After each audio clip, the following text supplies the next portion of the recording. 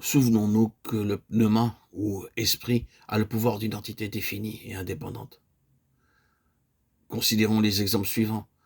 Jésus ayant connu en son esprit, Marc 2,8. Jésus soupirant en son esprit, Marc 8,12. Mon esprit se réjouit en Dieu, Luc 1,47. Jésus tressaillit de joie en son esprit, Luc 10,21. Adoreront le Père en esprit, Jean 4,23. Il frémit en son esprit, Jean 11,33. Il fut troublé en son esprit, Jean 13,21. Paul fut étreint par l'esprit, Actes 18,5. Que je sers en mon esprit, Romains 1,9. Que nous servions Dieu en nouveauté d'esprit, Romains 7,6. L'esprit de l'homme qui est en lui, 1 Corinthiens 2,11. Absent de corps, mais présent d'esprit, 1 Corinthiens 5,3. Afin que l'esprit soit sauvé au jour du Seigneur Jésus, 1 Corinthiens 5,5.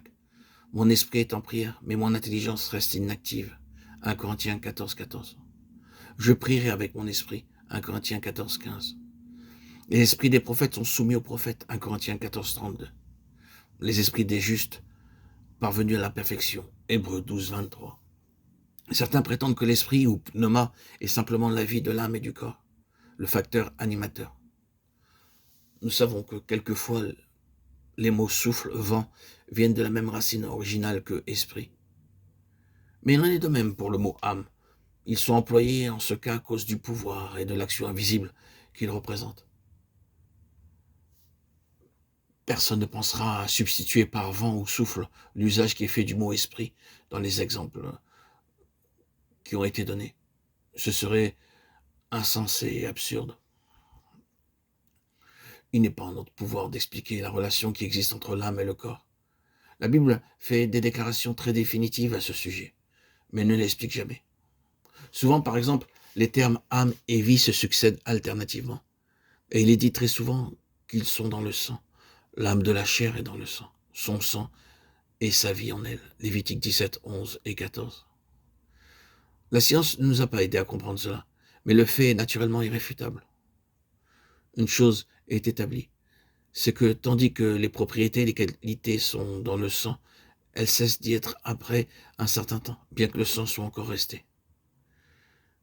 Mais lorsque nous touchons à la question de l'âme et de l'esprit, nous trouvons non seulement deux mots entièrement différents qui sont employés, mais il est reconnu qu'ils peuvent être séparés sans que l'un ou l'autre périsse et que chacun d'eux a sa propre responsabilité, ses propres facultés, sa destinée particulière.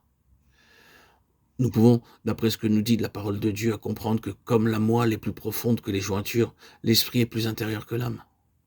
La parole de Dieu est vivante et efficace, plus pénétrante qu'aucune épée à deux tranchants. Elle atteint jusqu'à la division de l'âme et de l'esprit, des jointures et des moelles.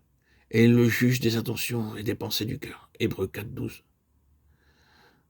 De même qu'il est plus facile d'atteindre l'os à travers le corps ou la chair, de même il est plus facile d'atteindre l'âme à travers le corps qu'il ne l'est d'atteindre l'esprit à travers l'âme.